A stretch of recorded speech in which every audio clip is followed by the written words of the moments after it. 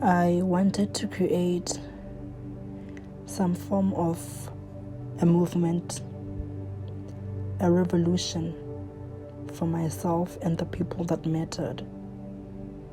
I wanted a song that not only encompassed how I felt, but how I will be feeling for the next couple of years. I wanted a song that was not just a quick single that was picked from my recording sessions. I wanted something that was a true representation of me and my belief system. And that was Body Count.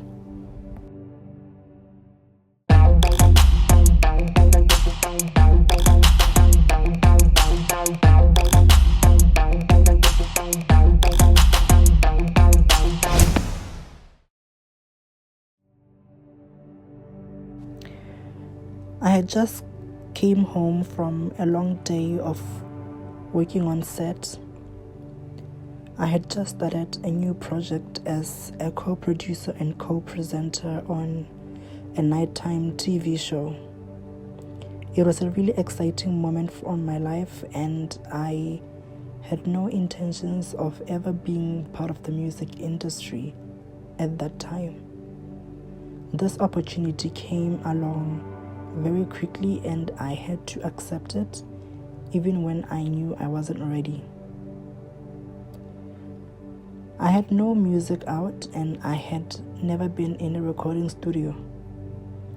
So naturally, when I was asked to be a part of the Perfect Noise June 2022 lineup, I had to reach into what I already had and what could be worked and improved upon. I had this song called Body Count. It was a beat, an instrumental. I had never written anything more than 2 lines on it, and I had intentionally wanted it to be my lead single, but because of how difficult writing it was, I scrapped the whole idea. When I realized what the theme for the June show was, I knew that Body Count would be the song that I had to use to introduce myself to the industry. It was really raw, it was really controversial, and it was mixing all of the right elements together. I just knew that it would be my lead single and my first single overall. Writing it was difficult. I had to really figure out how to not only write a single that represented me, but I also had to figure out how I can market it to people. It was my first single. First impressions last, and I wanted to make sure that people will remember that performance of me for however long it needed to be in their minds, because these things come hard for some of us, and I needed to make my mark.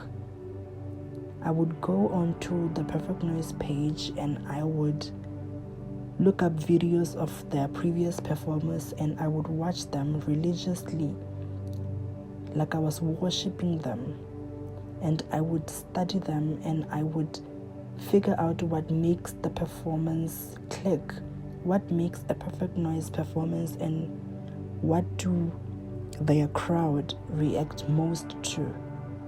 That was what I was looking for, and I got it. Some of the lines in the song were really just put there for shock effect.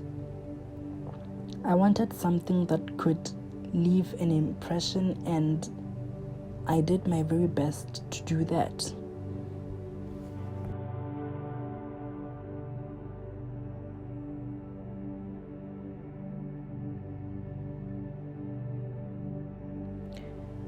The song was finally recorded a couple of months later on February 2023, and it was a really special moment for me because my favorite artist at the time, Kattrixx, was there in studio with me. At that point, she was more than just my favorite artist. She was a sister. She was the only person that I knew in the industry, and having there in the studio with me meant so much to me that I was able to record freely, even though I was really scared. I worked with Twin Ash, who later sent the files to Brent to mix and master, and it was a really interesting process. I was really confused on how to make it work, but we made it work.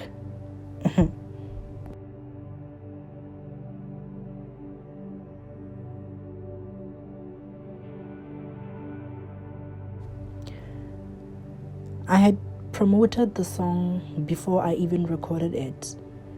I think looking back, during that time of my life, I was really hungry for it. I took any and every opportunity that came my way.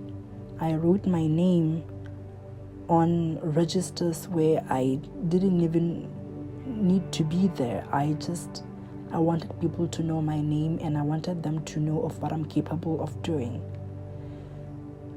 I still miss that person. I still miss the artist that I used to be. I had to grow, and I had to learn that some places are not meant for me, but sometimes I miss how I used to be everywhere, all at the same damn time.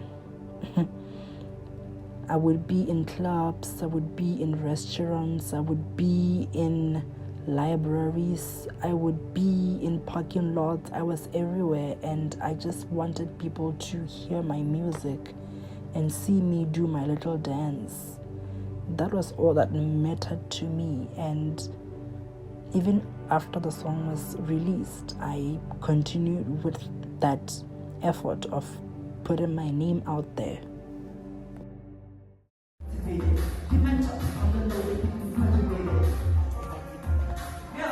So always the music these days. Look at this stuff.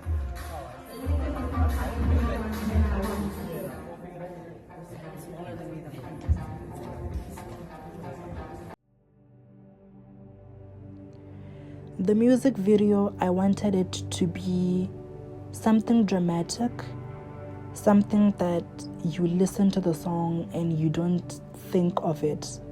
If you are creative or wild and crazy, you might think of it, but I wanted visuals that felt really crazy.